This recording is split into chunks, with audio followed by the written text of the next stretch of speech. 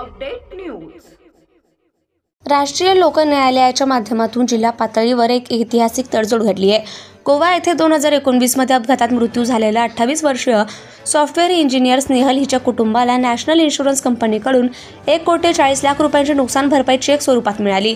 या तडजोडीमुळे लोक न्यायालयाची जलद आणि समोपचाराने न्याय देणारी संकल्पना अधिक बळकट झाल्याचं अधोरेखित झालं। या प्रकरणात स्नेहलचे पती चंद्रशेखर रामचंद्र हिंगणकर वय 32, आई आणि भाऊ यांना 1,40,00,000 रुपयांची भरपाई देण्यात आली।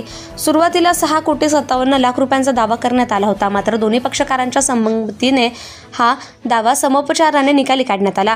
तडजोडीचा हा निर्णय लोक न्यायालयातील पुसद कोर्टातील सर्वात मोठा निर्णय ठरला। या प्रकरणात तालुका विधी सेवा समितीचे अध्यक्ष तथा जिल्हा आणि सत्र न्यायाधीश S.J. रामगाडिया, पॅनल प्रमुख न्यायाधीश S.N. शाह, पॅनल सदस्य ॲडव्होकेट छाया देशमुख यांच्या मार्गदर्शनाखाली कारवाई झाली।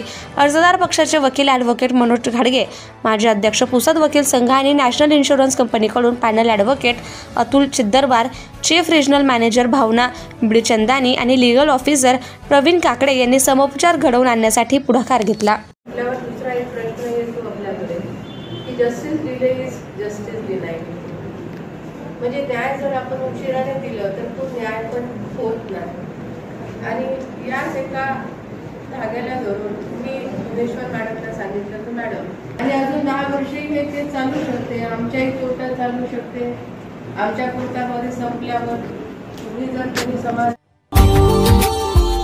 Subscribe now and press the bell icon.